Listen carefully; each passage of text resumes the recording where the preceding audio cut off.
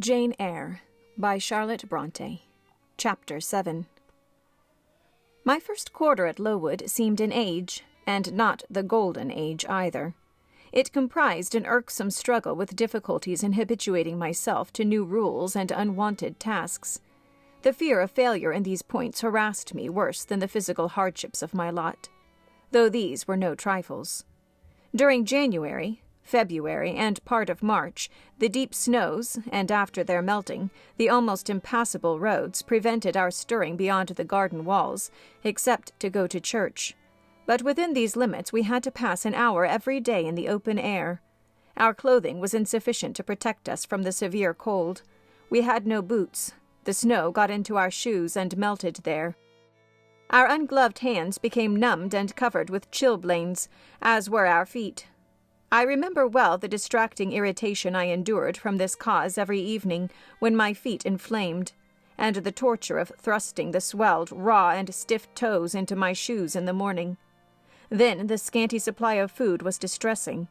With the keen appetites of growing children, we had scarcely sufficient to keep alive a delicate invalid.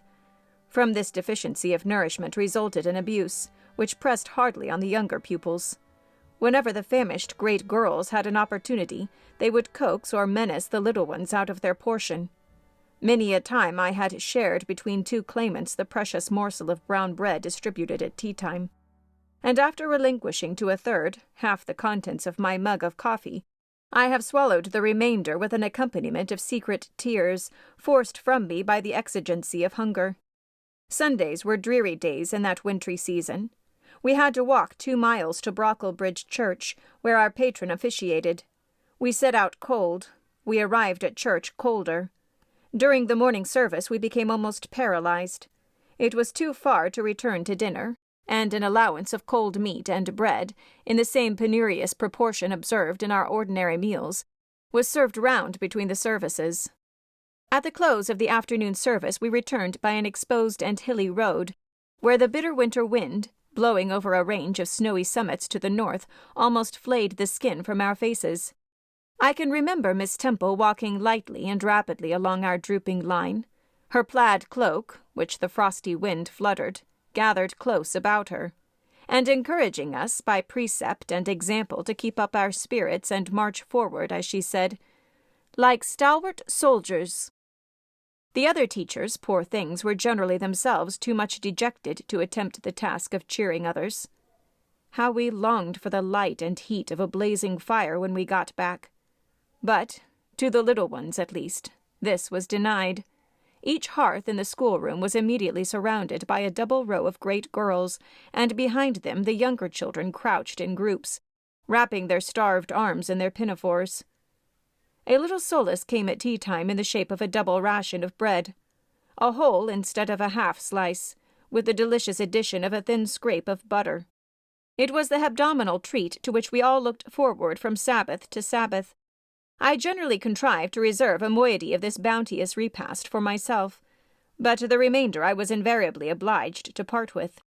The Sunday evening was spent in repeating by heart the church catechism, and the 5th, 6th, and 7th chapters of St. Matthew, and in listening to a long sermon read by Miss Miller, whose irrepressible yawns attested her weariness.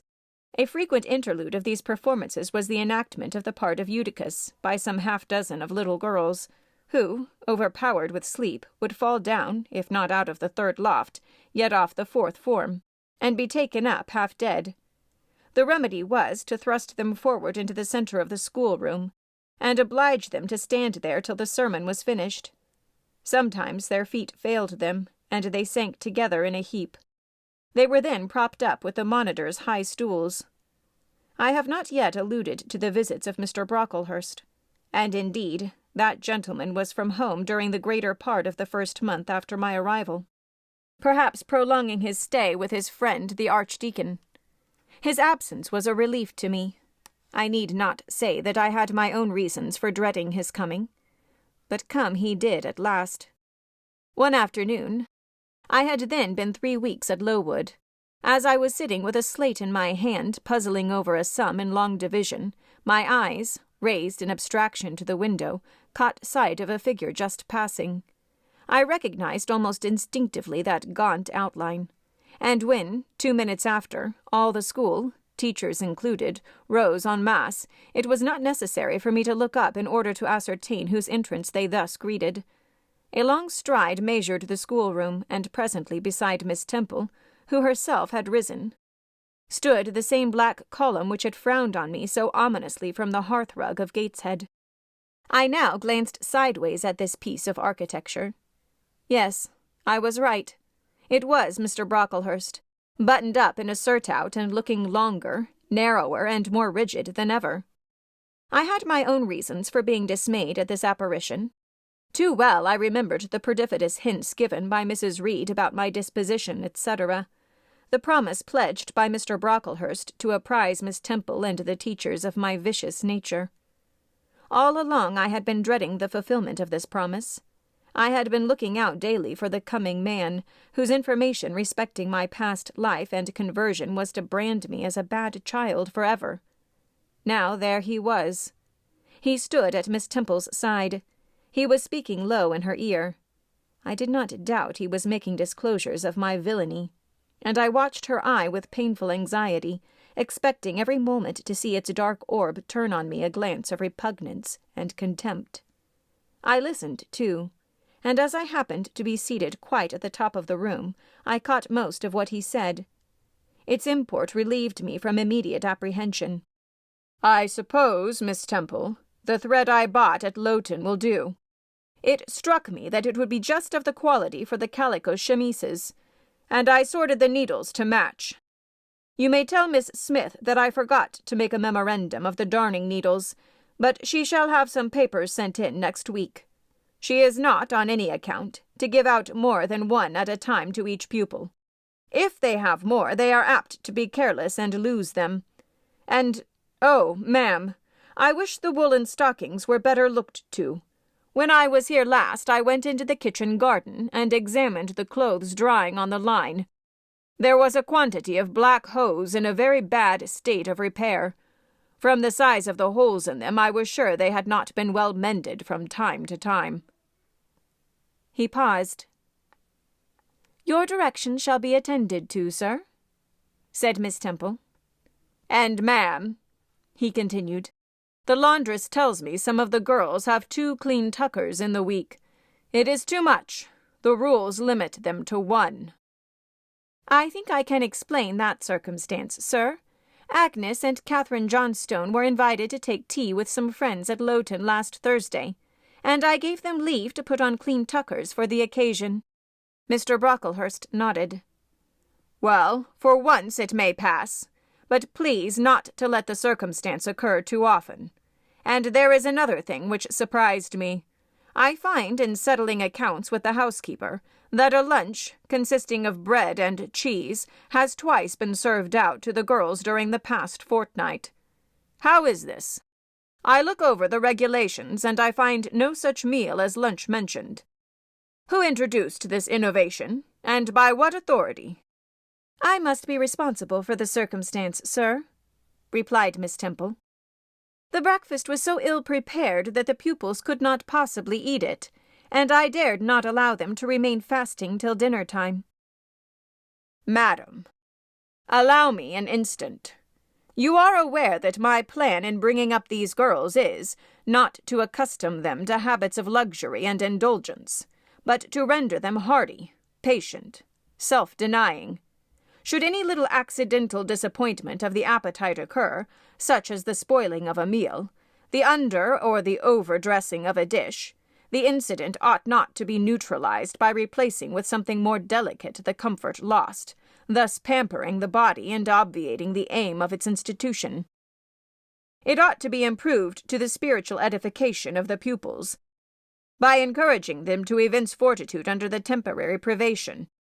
A brief address on those occasions would not be mistimed, wherein a judicious instructor would take the opportunity of referring to the sufferings of the primitive Christians, to the torments of martyrs, to the exhortations of our blessed Lord himself, calling upon his disciples to take up their cross and follow him, to his warnings that man shall not live by bread alone, but by every word that proceedeth out of the mouth of God, to his divine consolations.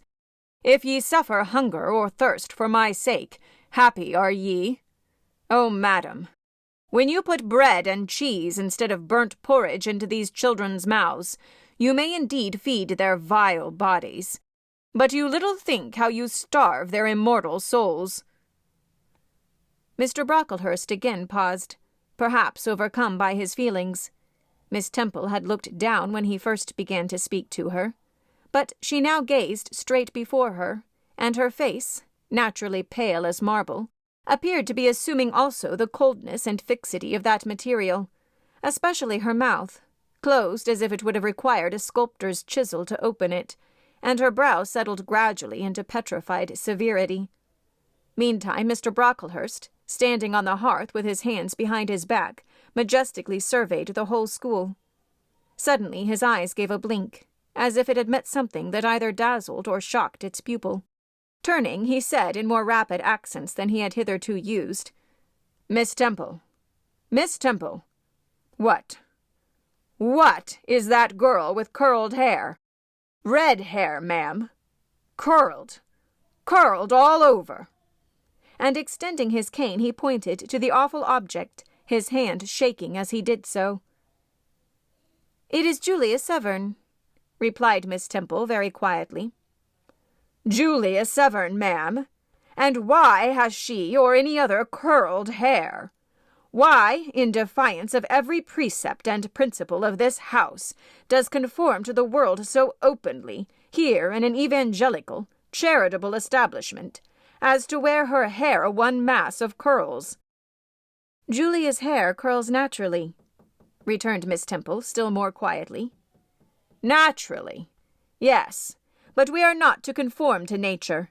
I wish these girls to be the children of grace. And why that abundance? I have again and again intimated that I desire the hair to be arranged closely, modestly, plainly.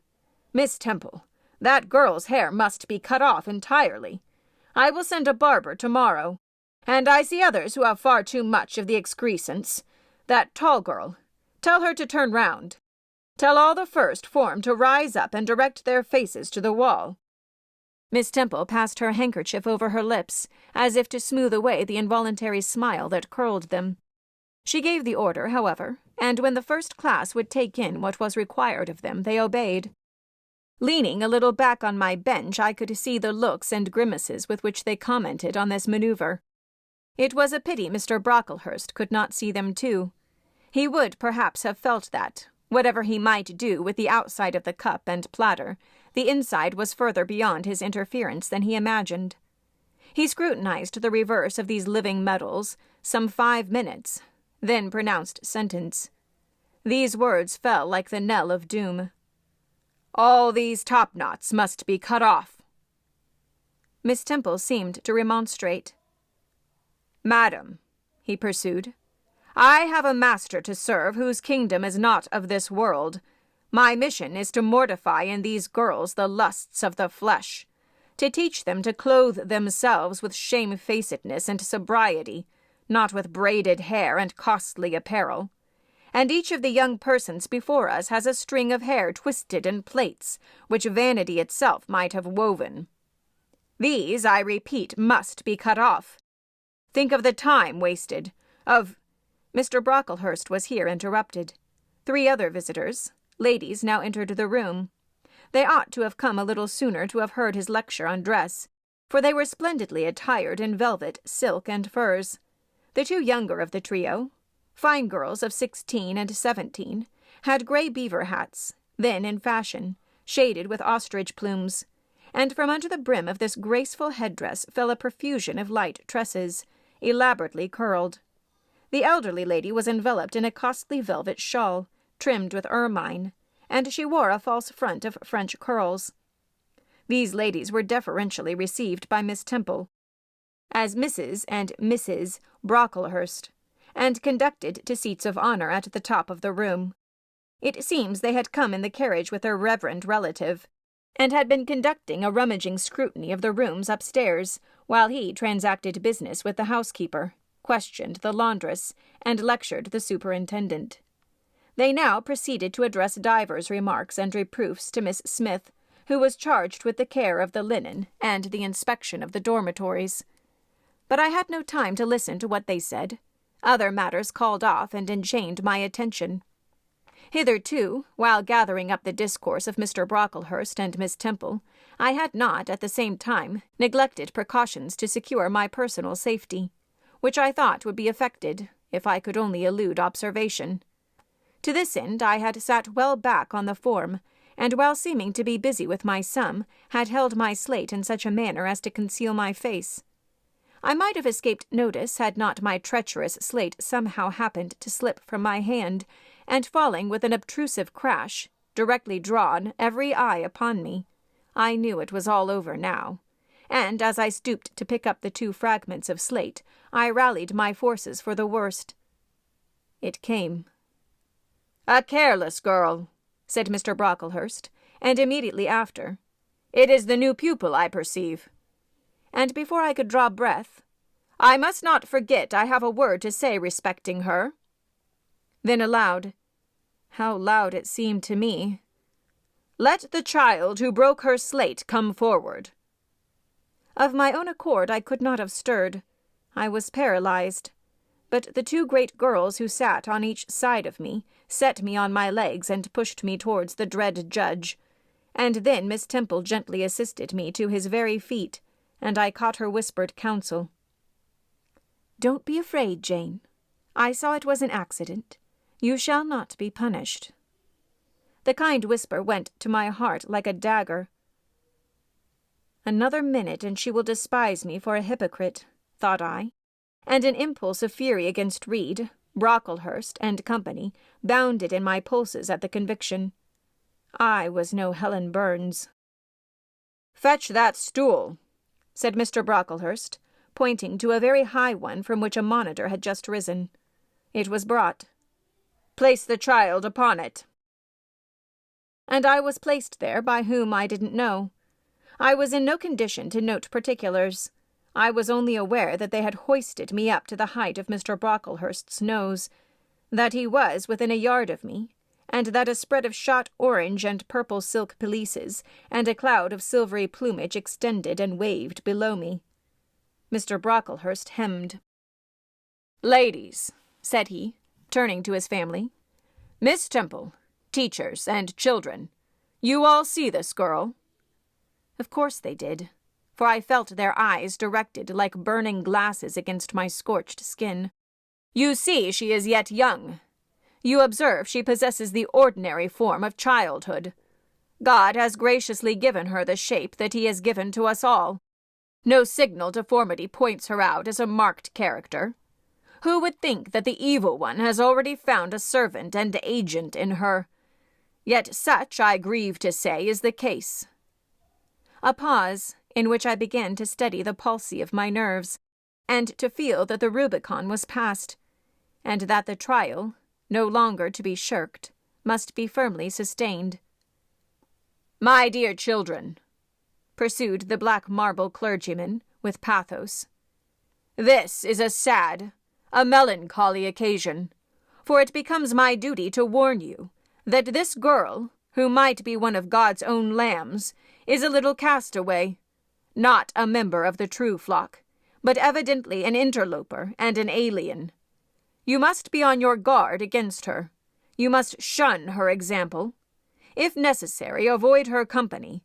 Exclude her from your sports and shut her out from your converse. Teachers, you must watch her. Keep your eyes on her movements. Weigh well her words. Scrutinize her actions. Punish her body to save her soul, if, indeed, such salvation be possible. For, my tongue falters while I tell it, this girl, this child, the native of a Christian land, worse than many a little heathen who says its prayers to Brahma and kneels before Juggernaut, this girl is a liar." Now came a pause of 10 minutes, during which I, by this time in perfect possession of my wits, observed all the female Brocklehursts produce their pocket handkerchiefs and apply them to their optics, while the elderly lady swayed herself to and fro, and the two younger ones whispered, "How shocking!" Mr. Brocklehurst resumed. "This I learnt from her benefactress, from the pious and charitable lady who adopted her in her orphan state, reared her as her own daughter, and whose generosity the unhappy girl repaid by an ingratitude so bad, so dreadful, that at last her excellent patroness was obliged to separate her from her own young ones, fearful lest her vicious example should contaminate their purity. She has sent her here to be healed, even as the Jews of old sent their diseased to the troubled pool of Bethesda. And teachers, superintendent, I beg of you not to allow the waters to stagnate round her." With this sublime conclusion, Mr. Brocklehurst adjusted the top button of his surtout, muttered something to his family, who rose, bowed to Miss Temple, and then all the great people sailed in state from the room. Turning at the door, my judge said, "Let her stand half an hour longer on that stool, and let no one speak to her during the remainder of the day." There was I, then, mounted aloft. I, who had said I could not bear the shame of standing on my natural feet in the middle of the room, was now exposed to general view on the pedestal of infamy. What my sensations were, no language can describe. But just as they all arose, stifling my breath and constricting my throat, a girl came up and passed me. In passing, she lifted her eyes. What a strange light inspired them! What an extraordinary sensation that ray sent through me! How the new feeling bore me up! It was as if a martyr, a hero, had passed as slave or victim, and imparted strength in the transit. I mastered the rising hysteria, lifted up my head, and took a firm stand on the stool. Helen Burns asked some slight question about her work of Miss Smith, was chidden for the triviality of the inquiry, returned to her place, and smiled at me as she again went by. What a smile! I remember it now. And I know that it was the effluence of fine intellect, of true courage. It lit up her marked lineaments, her thin face, her sunken gray eye, like a reflection from the aspect of an angel. Yet at that moment Helen Burns wore on her arm the untidy badge. Scarcely an hour ago, I had heard her condemned by Miss Scatcherd to a dinner of bread and water on the morrow, because she had blotted an exercise in copying it out. Such is the imperfect nature of man. Such spots are there on the disk of the clearest planet, and eyes like Miss Scatcherd's can only see those minute defects, and are blind to the full brightness of the orb.